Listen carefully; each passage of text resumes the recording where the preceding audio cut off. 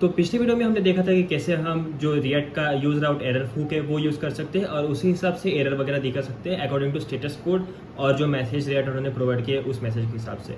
पर कुछ केसेस ऐसी होती है ना कि जहाँ पे अगर एपीआई का फेलियर हुआ तो हम सीधा कुछ भी नहीं दिखा सकते या फिर नल वैल्यू नहीं सेंड कर सकते, हमें खुद से कोई रिस्पॉन्स रिटर्न करना है अपने पेज पे दिखाने के लिए, ताकि फ्रंट एंड पे ऐसा मैसेज दिख सके कि जो यूज़र को समझ में आए कि ये एरर हुई है। और टेक्निकल टर्म्स नहीं यूज़ करनी जैसे कि हम अभी कर रहे हैं, जैसे कि नल आया वगैरह ऐसी चीज़ें। तो उसके लिए हम क्या कर सकते हैं, जब किसी एपीआई में एरर आती है या फिर अपने लोडर में या फिर एक्शन में एरर आती है ना, तो हम ये यूज़ कर सकते हैं कि throw new response. Throw new response क्या करेगा बेसिकली, थ्रो न्यू रिस्पॉन्स मतलब हम एक रिस्पॉन्स थ्रो करेंगे, क्योंकि अपने लोडर में और एक्शन में रिस्पॉन्स चाहिए होता है। वो बेसिकली एक एपीआई जैसे काम करता है, एक्चुअल एपीआई नहीं है, फ्रंट एंड पे होता है सब कुछ, पर काम तो एपीआई जैसे करता है क्योंकि असिंक्रोनस फंक्शन वगैरह है और उसमें से रिटर्न टाइप चाहिए होता है हमें। तो बेसिकली क्या करेंगे, ये थ्रो न्यू रिस्पॉन्स ये वाली जो चीज़ है, तो हम बेसिकली रिस्पॉन्स का एक इंस्टेंस बना रहे हैं विथ न्यू कीवर्ड और उसे बस रिटर्न नहीं कर रहे हैं, उसे हम थ्रो कर रहे हैं। थ्रो कर रहे हैं मतलब क्या, हम एरर थ्रो कर रहे हैं बेसिकली। तो इसमें हमें क्या एक्सपेक्टेड होता है कि बॉडी, अपनी बॉडी क्या है आपके एरर की, आपके एरर की बॉडी क्या है। यहाँ पे तो कुछ बॉडी वगैरह नहीं है ना, तो इसे ब्लैंक पास कर सकते हैं आप, ब्लैंक स्ट्रिंग।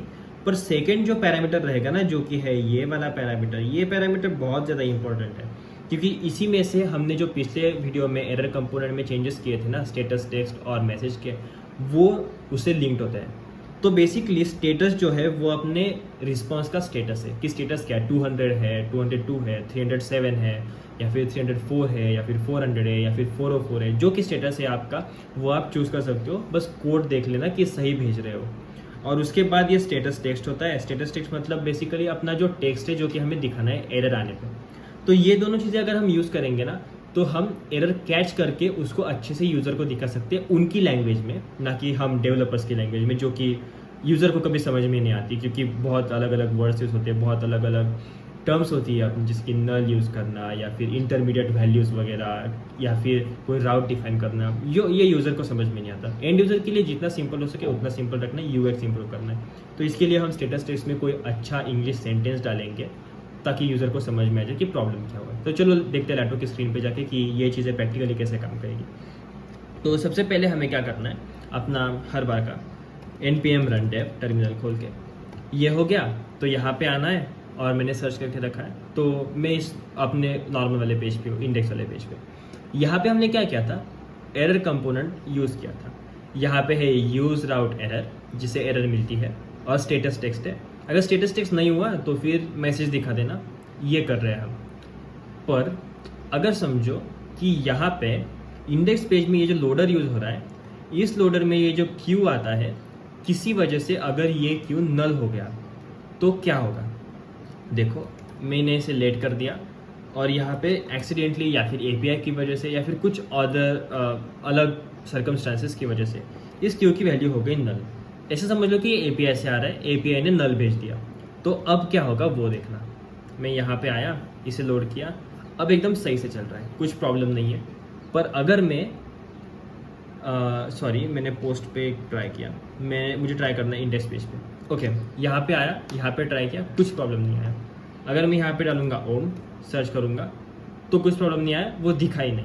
पर अगर मैं ये ऑब्जेक्ट रिटर्न करने की बजाय यहाँ से सीधा नल रिटर्न कर दूँ तो क्या होगा वो देखना। इसे कमेंट कर दिया और रिटर्न कर दिया नल। तो अब जब मैंने नल रिटर्न किया तो ये एरर आई, इंटरमीडिएट वैल्यू इज नल। पिछले वीडियो में देखा था ये हमने कि हमने जो एरर आ रही है रिएक्ट ऑर्डर से वो यूज़र को डिस्प्ले कर दी। पर ये अच्छी चीज़ नहीं ना, क्योंकि यूज़र को क्या पता इंटरमीडिएट वैल्यू क्या है, ये ब्रैकेट्स क्यों लगे पड़े, या फिर नल मतलब क्या होता है, अगर यूज़र थोड़ा टेक्निकल नहीं हुआ तो इसलिए हमें क्या करना है कि अगर ऐसा कोई प्रॉब्लम हो कि एपीआई से नल आ रहा है वगैरह, ऐसा कुछ हो रहा है, तो फिर हम क्या कर देंगे, हम सीधा बोलेंगे थ्रो न्यू रिस्पॉन्स। इसे मैं फिलहाल के लिए कमेंट करता हूँ और इसे समझ लेना कि ये है अपना रिस्पॉन्स। रिजल्ट क्या है, कॉन्स्ट रिजल्ट। रिजल्ट में ये चाहिए था, पर रिजल्ट में इसकी जगह पे आ गया नल, जो कि हम यहाँ से रिटर्न कर रहे हैं रिजल्ट। ओके, और यहाँ पे एक चेक लगा देंगे, इफ रिजल्ट इक्वल्स नल। तो क्या करना है, throw new response. New response में क्या, ब्लैंक बॉडी, उसके बाद स्टेटस देना है हमें। स्टेटस क्या देना है, 400, और स्टेटस टेक्स्ट क्या देना है, an error awkward while fetching dog image.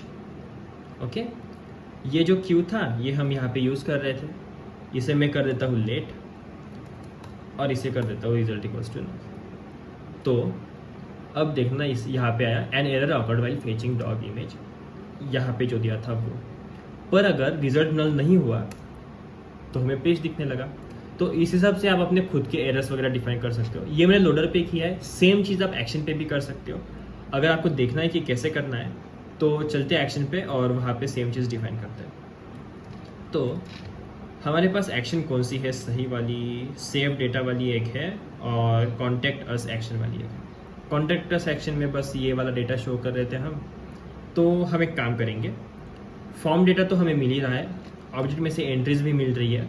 Object entries में जो ये डेटा है ये वो डेटा है कि अपना नेम और उसकी वैल्यू। तो ऑब्जेक्ट एंट्रीज में जो आ रहा है ना वो हम एक बार ले लेते हैं कि कॉन्स्ट डेटा, और यहाँ पे हम देखेंगे if data dot first name equals to blank, तो यहाँ पे हम रिस्पॉन्स थ्रो कर देंगे, थ्रो न्यू रिस्पॉन्स अगर मैं सही से लिख पाऊँ, स्टेटस इसका आएगा 400 और स्टेटस टेक्स्ट क्या आएगा, first name is required. Okay, ये कर दिया। अब जाते हैं कॉन्टैक्ट वाले पेज पे और देखते हैं क्या होगा। कॉन्टैक्ट ही नाम था ना उसका या अलग नाम था कुछ, अच्छा कॉन्टैक्ट स्लैश यूज़र आईडी है तो कॉन्टैक्ट स्लैश 1 2 3 कर देते हैं। तो यहाँ पे आ गए, यहाँ पे अगर मैंने डाला ओम लोंढे और क्वेरी, तो यहाँ पे अगर मैं सबमिट कर दूँ तो मैं स्लैश पे चला गया, ये अपनी नॉर्मल केस है। पर अगर जो कि हमने यहाँ पे लिखा है यहाँ पे कि अगर फर्स्ट नेम ब्लैंक हुआ तो थ्रो करनी है एरर, मैं फर्स्ट नेम डालता ही नहीं, लास्ट नेम डालता हूँ और उसके बाद डालता हूँ क्वेरी। सबमिट किया तो आया फर्स्ट नेम इज़ रिक्वायर्ड। तो इस तरह से आप एक्शन में डाल के भी अपने फॉर्म के एरर्स वगैरह दिखा सकते हो हैंडल करके। तो आई होप आपको ये चीज़ समझ में आई होगी। मिलते किसी अगले वीडियो में, तब तक के लिए थैंक यू, बाय बाय।